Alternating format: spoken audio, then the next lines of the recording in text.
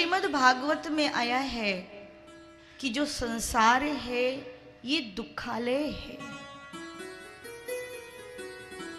जिसके पास पैसे नहीं वो सोचता है अमीर बहुत सुखी है, अमीरों को बहुत सुख की प्राप्ति है। बड़े बड़े बंगलों में रहने वाले लोग बड़े सुखी हैं, झोपड़ी में रहने वाला बहुत दुखी है। ऐसा कुछ भी नहीं है। झोपड़ी किनारे बनी है, दरवाजे कम हैं, झगड़ा लड़ाई होता है तो वो बाहर सुनाई दे जाता है। बंगलों में दरवाजे ज्यादा होते हैं, बड़े बड़े बने हैं तो आवाज बाहर नहीं आती। लेकिन सब जगह घटित यही हो रहा है। सुख कहीं नहीं है। संसार को दुखालय कहा गया है। आप देखिए, गरीब मजदूर है, दिन भर मजदूरी करता है, ईंटें ढोता है, बहुत मेहनत करता है, मजदूरी करता है और रात को रोड पे ही बटली में सब्जी बना लेगा, चावल बना लेगा, दाल बना लेगा, खा के वहीं सो जाता है।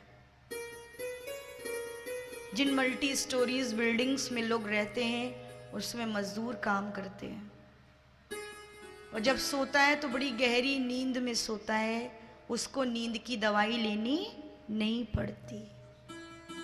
मनवा बेपरवाह सवेरे फिर उठता है और काम पे चला जाता है। और जिसके यहाँ भगवान ने दिया है उसको इतनी चिंता, रात भर चिंता से ही नींद नहीं आती। इतनी बेचैनी, इतनी घबराहट। बेटे को नौकरी नहीं मिल रही है तो नौकरी की चिंता, बेटी का विवाह नहीं हो रहा उसकी चिंता, कहीं बेटा बाहर रह रहा है तो वो चिंता। इतनी चिंता, इतनी चिंता।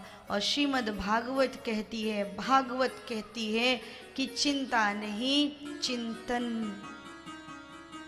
जो होने वाला है वो होके रहेगा, जो होने वाला है वो होके रहेगा और जो नहीं होने वाला है वो कभी नहीं होगा। और जो होनी है वो तो होके रहेगी, आप रोक नहीं सकते। ये सारा विधान उसी का लिखा हुआ है, उसी का लेखा जोखा है। तो हम व्यर्थ की चिंता क्यों करें?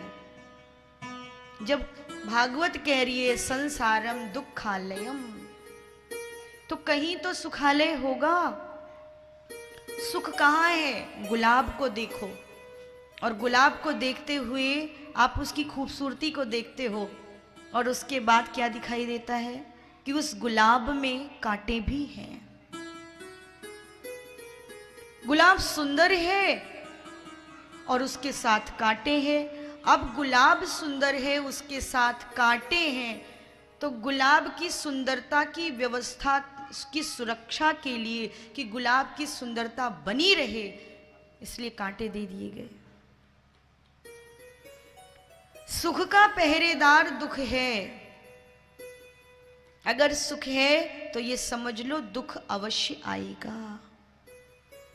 सुख की जो पहरेदारी कर रहा है वो दुख है।